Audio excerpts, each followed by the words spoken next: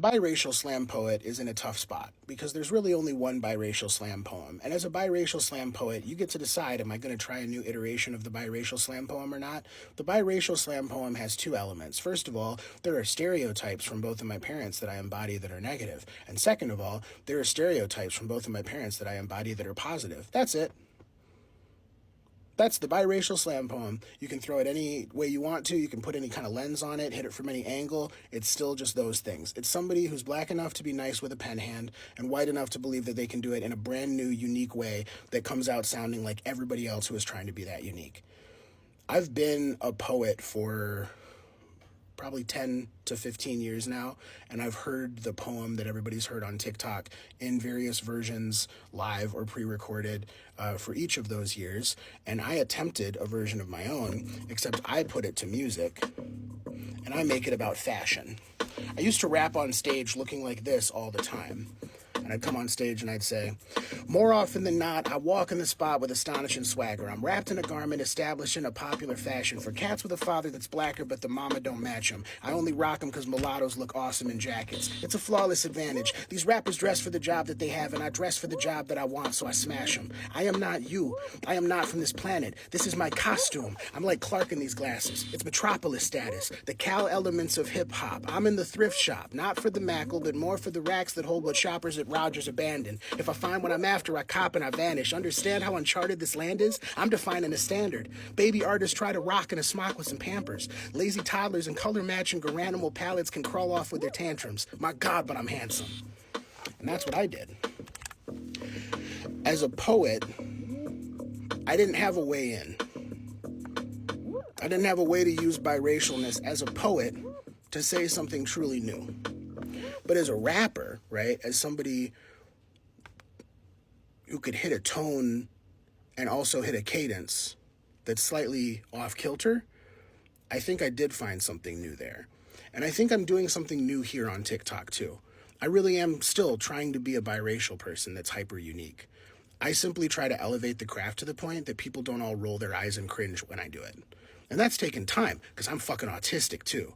So I'm an eye-rolling, cringe-type person by default, and I've also have the pedigree to make myself feel so precious that I could get out here and just show my whole ass in a bad way in front of all you nice people. And I really try not to. Coming up with a video where you do a take and then you seamlessly loop into a song, and look, I've been managing the beat myself.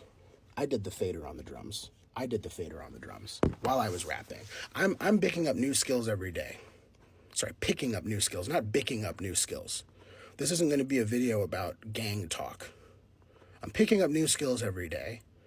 You can watch me do it at patreon.com/thirdperson, or you can go to thirdperson.bandcamp.com and you can buy my discography. Go click on Instrumentals 1 over there. It's 2 hours of beats that I made. A lot of them on a device just like this, many of them in Koala this time. The first beat tape, a lot of stuff was from Machine with like pre-cooked loops.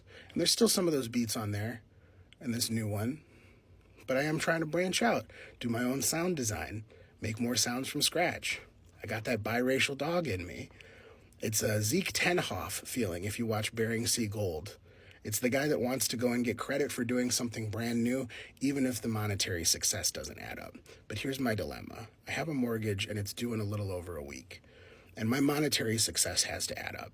And this month it's not adding up. So I got up and first thing I did this morning, on a Thursday morning, was come downstairs and record this video and take 4 fucking takes to do it, to try to get it to line up nicely between the point that I was trying to land and the song that I was trying to do, and then also making sure that I remind people that Buddha's not short for Barracuda. Because you have to remind people that Buddha's not short for Barracuda. People will believe preposterous things.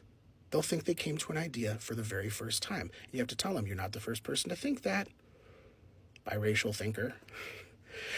Because you see Barracuda reach a maximum length of 5 to 6 feet. And Siddhartha Gautama stood over 6 feet tall. I used to be like you. I've thought through this, okay? If anything, Siddhartha goes, damn it, I said it wrong. So we're going to have to do another take. See how that works? I'm not joking. Have you noticed that every biracial slam poet seems to know a couple of old-timey racial slurs that we don't need to say anymore, except there's a slam poem going on, so we kind of need to say them, because it's the biracial slam poem. There's only one of them, Biracial slam poets are very good at inventing new iterations of the one biracial slam poem that there canonically is. Maybe the only one there can be. I hear that there's 7 ways to make a movie in Hollywood, to tell a story. Maybe there's only one way to do a biracial slam poem. The poet needs to let you know that they're unapologetically black, but they also need to let you know that they have enough white blood in them that they're about to do some really out-of-pocket shit in the name of showing you how unique and special they are, and they're going to say things that they think that nobody else has said on a stage before because they don't even have respect for the craft that they're in enough to check the canon that exists before writing another poem that's so close to that canon that it's not distinguishable from the other poems in that canon. There is one biracial slam poem and one biracial rap. Look, I'm an artist, and I've been an artist for a while, and I used to be a slam poet, and I saw the pattern then, but I still wanted to participate. I still wanted to make something about how special I am and how a part of that specialness is my biracialness. It's part of biracial identity development. Anyways, more often than not, I walk in the spot with astonishing swagger. I'm wrapped in a garment establishing a popular fashion for cats with a father that's blacker, but the mama don't match him. We only rock them because mulattoes look awesome in jackets. It's a flawless advantage. These rappers dress for the job that they have, and I dress for the job that I want, so I smash them. Nope, I messed up the beat performance that time. Let's try once again. I wish more biracial people would understand about biracial identity development.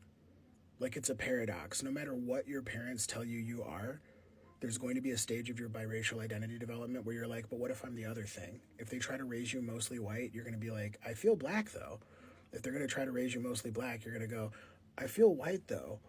And then you're going to try to go across into that other zone from the one that you were told you were, and you're going to feel a euphoria, and then eventually you're going to feel new, but not that new, types of tension on the other side of it. And then you're going to come back to this, like, synthesis understanding of, like, I'll never really be over there, and I'll never really be over there, and that's okay, because I'm never really separate from over there, and I'm never really separate from over there. It's a very common thing. I wish that biracial slam poets understood how common it was. It's so common that there's only one way that you can write a poem about it.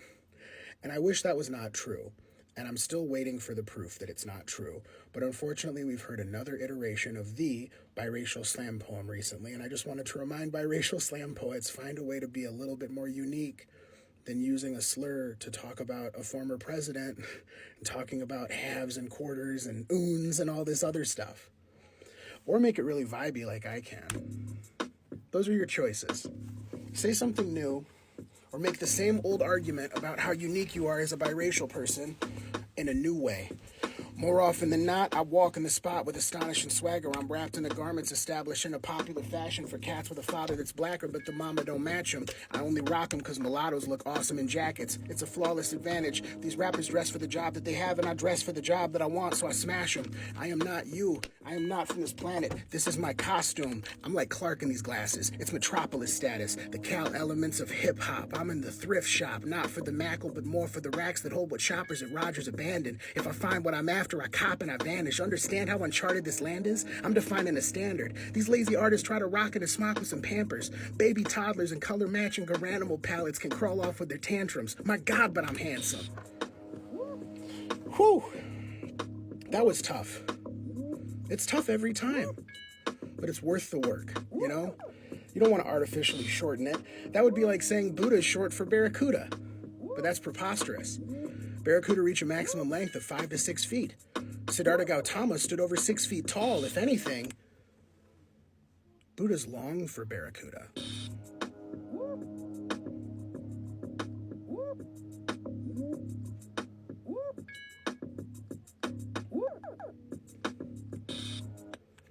Sometimes I have to remind myself that I deserve all you nice people's money on a regular basis. I have to get in this room, and I have to find this.